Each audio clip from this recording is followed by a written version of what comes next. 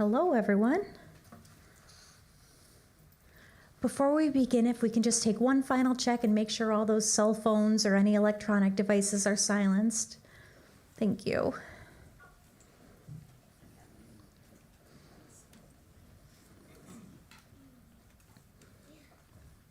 Okay, thank you.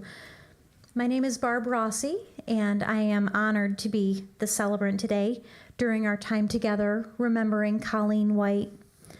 On behalf of Colleen's family, thank you for being here. Welcome. Whether you're here in person or over live stream, your presence here is important because it will be the memory of the friends who stood by them during this time that will be a source of strength and consolation as they carry their grief. We're also just remembering today those who can't be with us as we pay our respects to Colleen, whether they are separated from us by circumstance or distance or loss. Thank you as well to the directors and staff here at Carpenters for their caring service to the family during this time. So today you'll find many personalized reminders of Colleen here. If you were here during visitation hours, you heard a great mix of music chosen by her family. Most of it was a mix of Travis Tritt music, as he was one of Colleen and Ray's favorites. Ray said that they went to see him in concert anytime he was within a 100-mile radius. And on the playlist, there were also some favorites like Wonderful Tonight by Eric Clapton and Turn the Page by Bob Seger. We've got Colleen's high school diploma on display, as well as her baby book that lists her first train ride to Addison at 4 years old. Her family ordered some lovely purple flowers in her favorite color. And be sure to check out those photo boards, watch the slideshow tribute with beautiful snapshots of Colleen and her family. And later in the service, there will be time to come forward and share memories or stories of Colleen's life, and we hope that some of you will be able to come forward and share at that time. And if you haven't already, just be sure to sign that register book that's out there. Maybe pick up a bracelet that the family provided that says "Family is Everything," or a sticker with a spicy message about how they feel about Huntington's disease.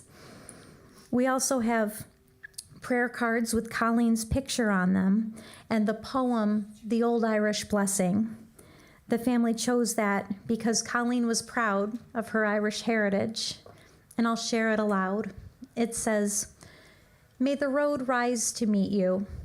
May the wind be always at your back. May the sun shine warm upon your face and the rains fall soft upon your fields.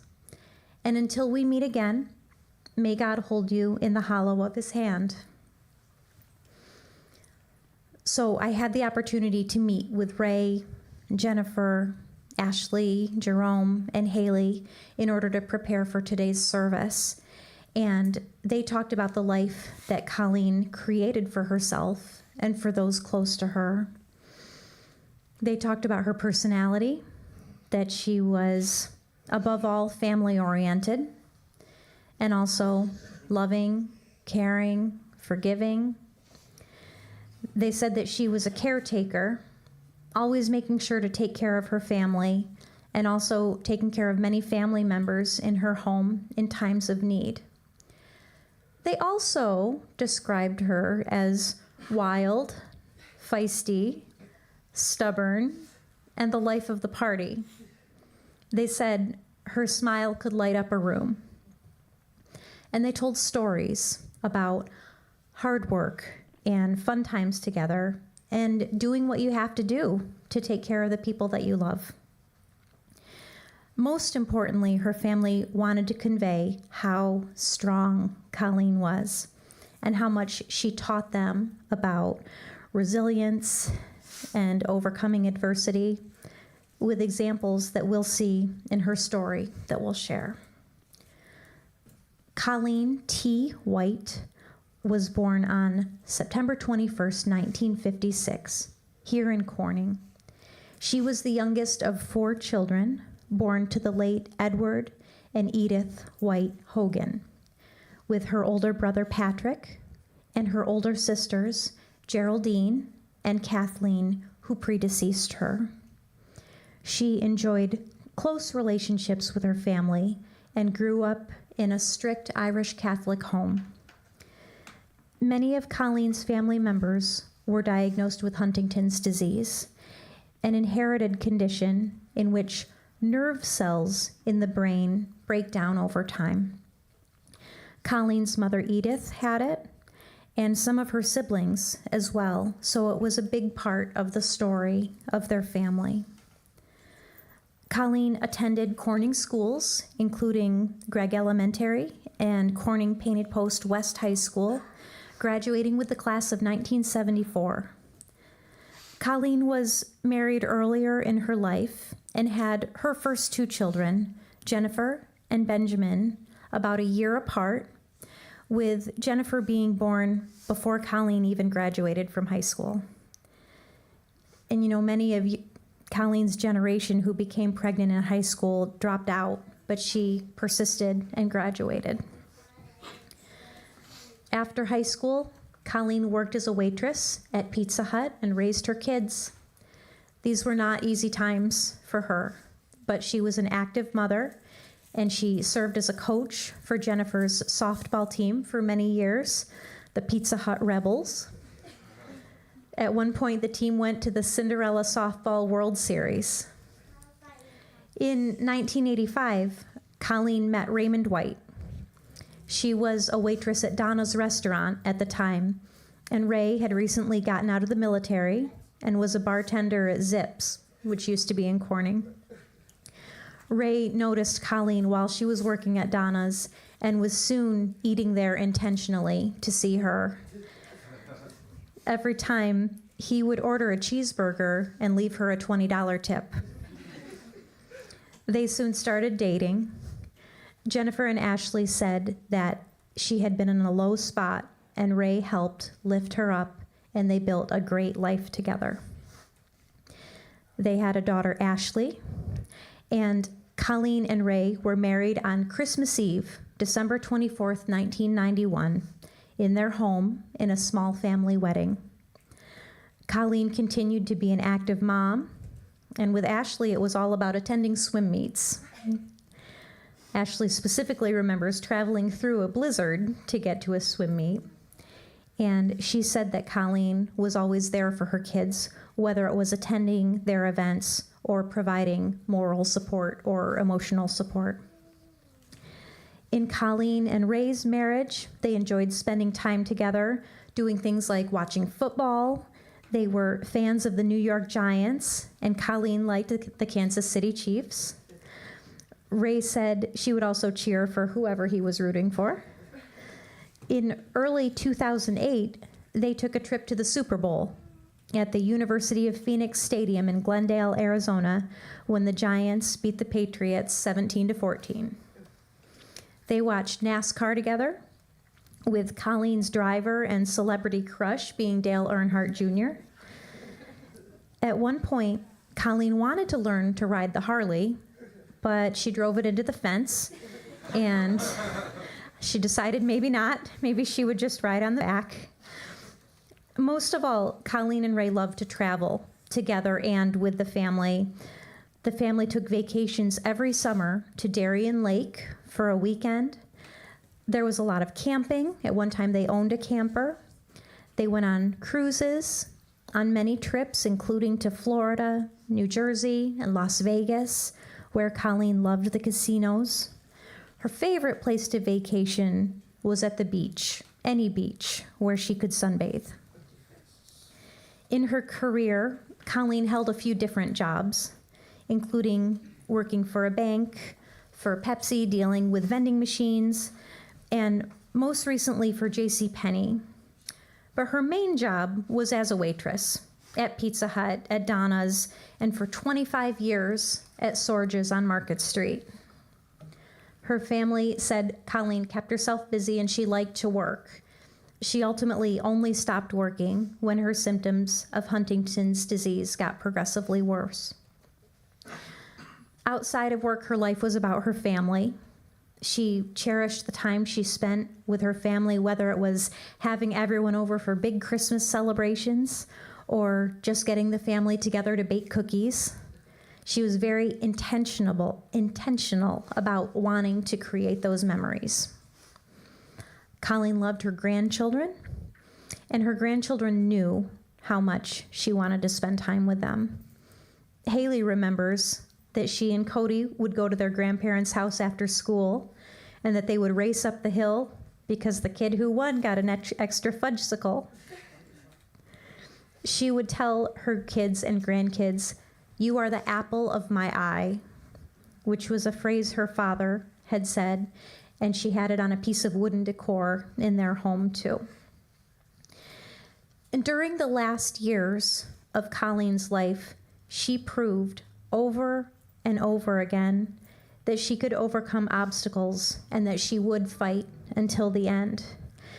You know, earlier in her life, she had expressed doubt that she would survive if she ever got the Huntington's diagnosis that plagued so many of her family members.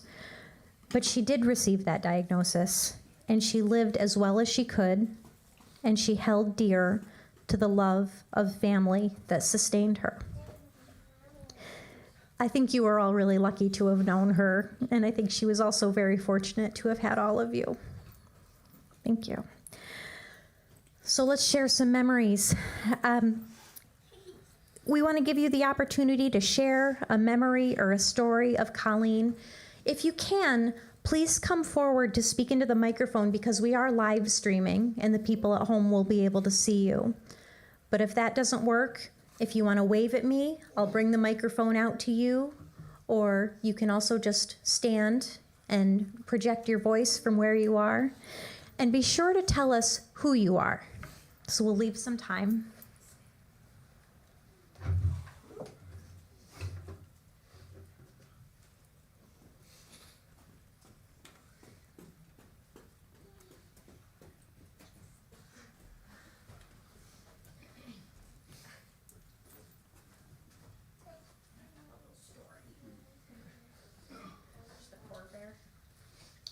My name is Teresa, and Colleen was my aunt for many years.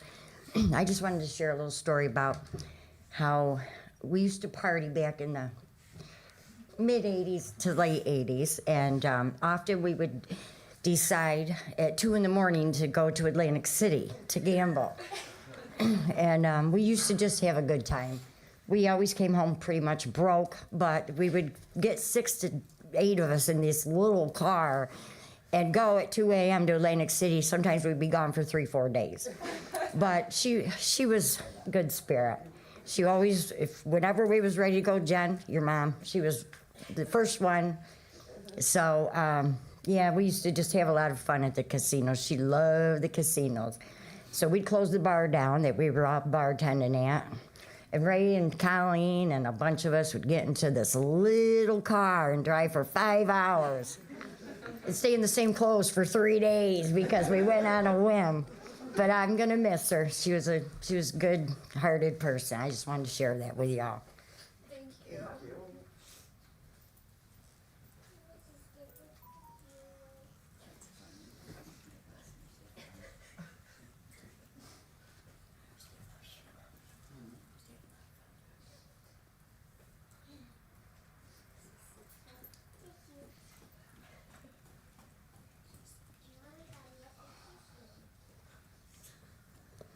Anyone else? We do have time.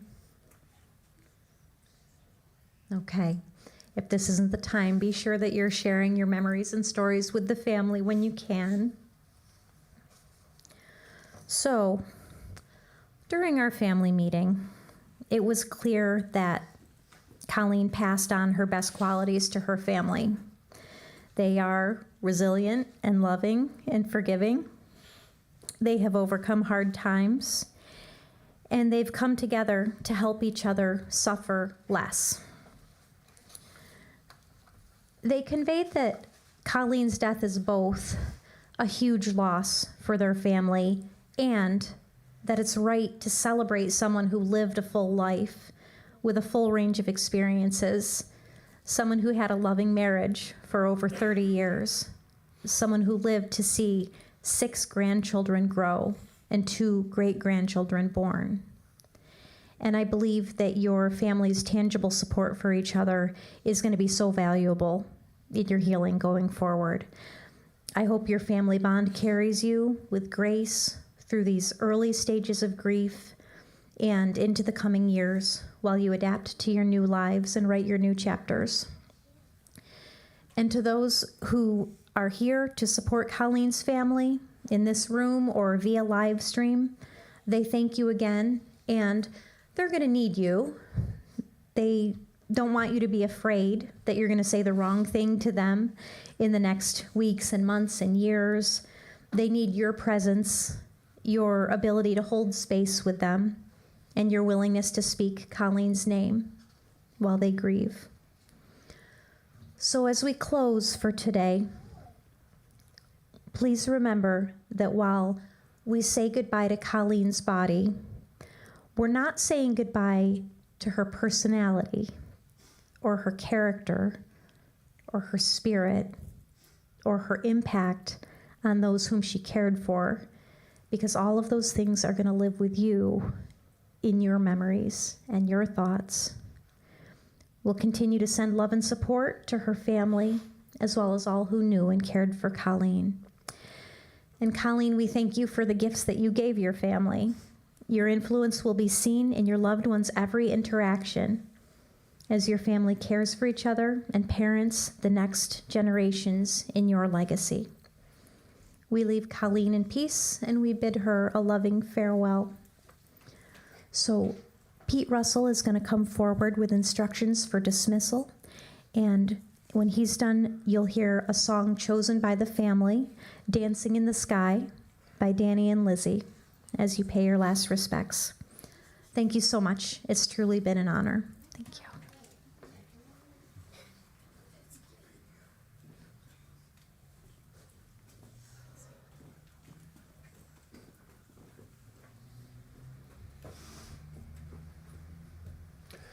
Thank you, Barb. Ladies and gentlemen, this concludes the celebration of Colleen's life here at the funeral home. Following your time at the funeral home, everyone is invited over to the local 1000, where you may continue to share memories and continue to celebrate her life. At this time, I'll invite you to come forward to the casket, where you may pay your last respects. You may say a final prayer, or you may be dismissed. Thank you all for attending.